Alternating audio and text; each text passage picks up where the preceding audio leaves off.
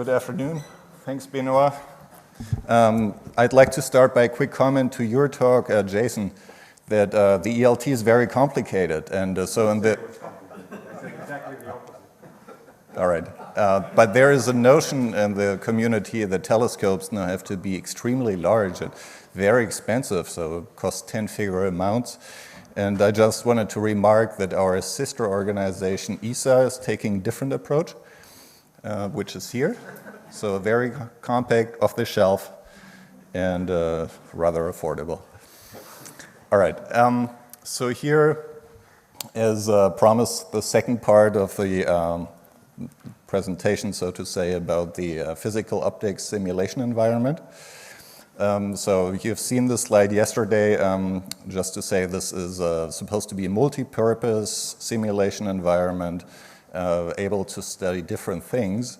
And so I started building this up to study M1 segment phasing, and then figured, hey, why couldn't this also look at the petaling effect? So much of this has already been said. The adaptive mirror M4 consists of 6 petals. So these are mechanically, discontinuous glass pieces, and their edges are aligned with the spider shadows. So this M4 will be initially calibrated in a test tower to about 20 nanometers PTV, but there is a possibility that this could drift over the years. And then, so petaling can also arise from M1, as we've heard. And in any event, this will distort the PSF, so as soon as you're doing better than seeing limited, or if you're or operating at large wavelength. So these spiders are indeed pretty wide. They're over 0.5 meter. 530 millimeters to be precise, and that exceeds R0 in most of the bands, so the seeing limited R0. So there's a challenge to reliably sense it across the spider, and there are some studies going on now to sense this in K-band, and so they seem to point in the direction that it is indeed possible to sense.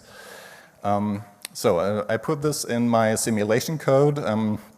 You've seen a very similar slide yesterday. Just wanted to highlight because there was a question by you, Roberto. So yes, there is turbulence in this, and I'm averaging over 4,000 independent phase screens, so very strong averaging. So I'm still in this simulation. I have the 800 ELT segments in. In this case, I'm studying petaling. They're more meant to provide a background, if you like. So phasing residual. I'm putting in strong petal phase offsets, and the phase differences, that's all that matters, are given here. And the differences increase, actually. So here is 0.08 waves. A difference between these segments or sectors, between these sectors, it's 0.16 wave and so forth. So the phases increase quite radically around the pupil. And as said, so the residual M1 segment phasing noise is very small. It's 1/30th of a wave. So this is very dominated, if you like, this time by the petaling. So let's jump right into it.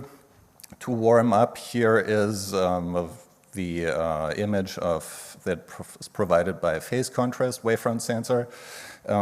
So in all that follows, left will always be the image without turbulence. So single shot, just the diffraction image of that sensor. And then here it's averaged over 4,000 phase screens. And I picked a very good seeing. So here is a seeing of 0.4 arc seconds at 500 nanometers. So either this would be an exceptionally good day, or this would be already shortened, if you like, by some low order, like ground layer AO. But in any event, so no high order AO, no strong AO is running here. And I'm doing this to achieve an R0 that's significantly above the spider width. So, and then as I'm studying pyramids, So here I'm starting with the X slopes, and again, so this is here without turbulence, and there is an interesting thing. So the diffraction image by itself shows quite some signal of the spiders, and most of the signal is actually in the shadow regions where you wouldn't expect any photons, but of course there are some photons just by diffraction around the spider. And you can still calculate your slopes in the spider shadow. And so that's quite some signal. However, and you see more interesting features. You still see that background of the segments. You see a diffraction going on here. And because of the strong diffraction and crosstalk, I chose a weak modulation in the M1 segment phasing. So here is the same under turbulence, averaged over many screens, and what you see is that, whoa, the signal almost went away. So what is going on here? So here I'm weakly modulating. So really just a small modulation, and you can immediately see the impact in the image without turbulence. So it is a lot weaker. I don't know if you can see that color bar. So okay, so this these slopes can run between -1 and +1, and here the extremes are, well, about -0.6 to +0.75. But this is it's certainly weaker. And again here, these are actually different images if you look very closely. So it's difficult to see the spiders and the petal phase offsets. The Y slopes, so same story. This is without modulation, that is with modulation. Well, so here these, the Y slopes, so these guys shine up as you would expect, but then if you average over them, the signal apparently goes away. So here is a that's, yeah, everything is in K-band. This is at 2100 nanometers. So here is just a movie of 10 independent phase screens. So there is no frozen flow, wind going on. It's just uncorrelated phase screens. On the left side, it's the unmodulated pyramid. On the right side, weakly modulated as before. And so we can clearly see the spiders, and and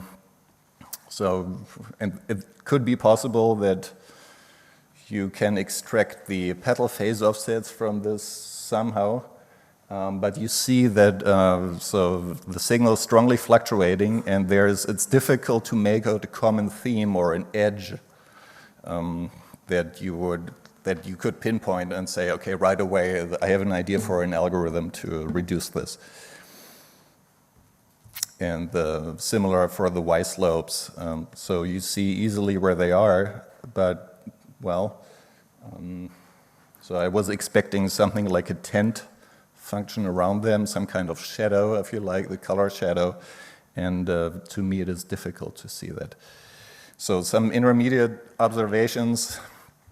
So for the phase contrast, the phase step response is somewhat smeared out.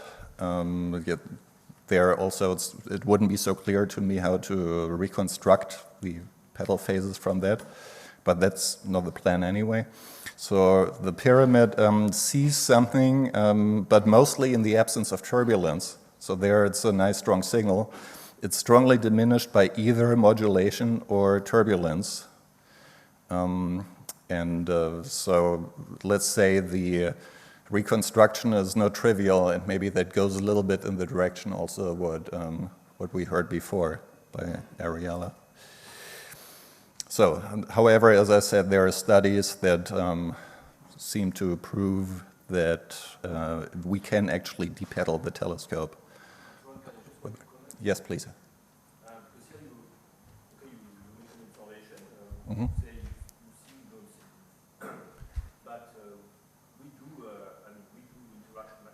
Yes. Right. Yes. Right, then this is also, so maybe it's just, you know, to spike a discussion.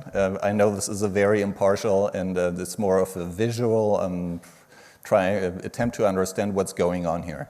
Certainly if you look at this in Fourier domain, if you average in the right way, if you apply matched filter for the signal that you would expect to see, then I'm sure this is different. So in this paper by Hutterer, there is actually the simulated response. So it is like indeed like a tent shape around the spider, but it doesn't seem to be very strong. And so I didn't see yet in the paper a quantitative comparison. So off to something different. So we're talking about you know, the quest for a petalometer. And so here is a little idea, and please help me in finding out if this makes any sense or not. What if I'm just applying some shearing? And so, of course, many people have thought about this, but the question is about the shearing geometry. So you could think, okay, so I have these spider veins, and they're 0.5 meter wide, so what if I just rotate the pupil and shear it with itself? But then probably you're under-shearing down here, where the spider, so to say, in radial distance is wider than up here. I mean, wouldn't it be nice if you were able to shear across each spider and just perpendicular to the spider? And this makes me think a little bit of a windmill, like this beautiful one on Forteventura here with 6 blades. So very conceptually, the idea would be the following. We have a mask, a glass mask, and we're writing 6 gratings in there, 1 for each spider. And the grating lines are parallel to the spider. So they will, and this grating will be optimized to only generate 2 orders, the +1 and -1 order, and you interfere those. And by pistoning this mask with respect to the detector, you can choose your lateral shearing distance. So here I chose a scheme that's actually the image, and after the 4,000 face screens from it in my simulation. And so the spider is 530 millimeters wide, and I chose a shearing distance of 1.7 times this. So I'm shearing for that distance and then 3/4 of it more. And then the resulting image looks like this. So you see the spider shadow twice, as you'd expect, and then you see the overlap corridor that in this case has a width of 0.75 W. And in this overlap corridor, you're shearing, or interfering the field left and right of the spider. So, and then you have something here. So here I left some blank spaces. I'm calling this an irradiance calibration corridor, and I'll show on the next slide why this could be useful. So I don't want to bore you with a lot of equations. The math of this is rather trivial. So you're shearing the 2 fields. Here I'm leaving the freedom of either subtracting or adding. So to put a pi phase shift on one of the orders, if that's possible, and then you square on the detector. And so here eta is the grating efficiency. That's the incoming field intensity. Phi left and right represents the optical phase left and right of the spider, or above and below. And the psi is the turbulence. And now, so this is well known. So this product is the mutual coherence gamma 2, which is roughly known from, you can work it out from the seeing monitor, but you don't know it exactly. So what you do, well, you calibrate it out because you actually shear everywhere, also here. And this is not across the spider. So here let's say a systematic phase difference should be almost 0, very small. So here this phase difference I call delta phi. So this could just, for instance, be given by the residual misphasing of M1. Or low wind effect, so something else, but hopefully it's small. And then by comparing these two equations, you work out the phase difference, phi left minus phi r, so the phase step across the spider. And this, of course, is only if you have the wave ambiguity. You get two solutions plus multiples of waves.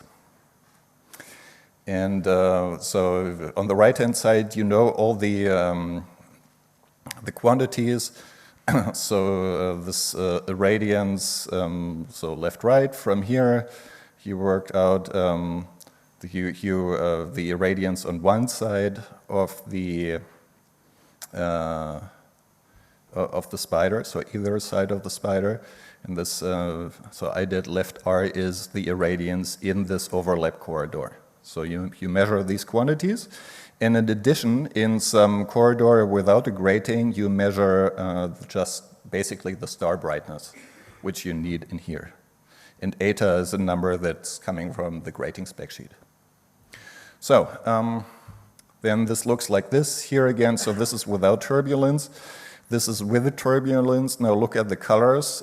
So here is a nice strong signal. So here this indeed was the highest phase step, 1/3 of a wave about. So you average the irradiance along those lines and feed that in the formula of the previous slide. So and how are we doing numerically? Okay, so we have these Soul orders. Here again the commanded waves. This is what I reconstructed for this rather good seeing case of 0.4 arc seconds. And the RMS or the error is, here in this case, it's very small, so lambda over 60. This assumes, of course, that we're not off by multiple waves. If we do, then we could do the multicolor disambiguation again. But if we pick the right solution, especially if we're within plus minus half a wave, then this should work. So it is to some degree tolerant to imperfect phasing of M1. As I said, the shearing distance can be tuned continuously. And the slight disadvantage is that this grating mask will have to be somewhat aligned with the spiders. So if you're going to different telescope altitude, then you will have to rotate the mask, but the alignment doesn't have to be done to high accuracy. You have to be about parallel with the grating lines to the spider. And if there is, I think if you're off by a degree or something, that shouldn't matter so much. You're still shearing about perpendicularly to the spider again, still. So let me conclude. So again, we're building up this simulation test bench. It's based on Fourier optics and runs Monte Carlo simulations. So here this test case was about petaling. Okay, so, well, phase contrast as a warm-up study, if you like. The pyramid wavefront sensor, so there, that's astounded me a little bit. But then, so some analysis is done on that, and it seems to work. So it's something going on that's maybe not so obvious to the naked eye. And then this idea of the windmill shearing, as I call it. So this provides, in the simulation, a very solid signal in long exposure. The reconstruction is very simple. And the optical feasibility is TBD, of course. So I'm not a grating designer, but it's so people can do amazing things these days with holographic gratings. So for instance, well, tomorrow we're going to hear a talk by Pierre, and there we're using a very nice grating that only generates 2 orders, essentially. So stay tuned for that. And and then, of course, one thing that many people worry about is the spider subcooling or subcooling in general in the telescope. And I hope that this could also be sensed. So then you would read it out faster, of course, not average over 40 seconds. So that would be the next on the list to study. Thanks.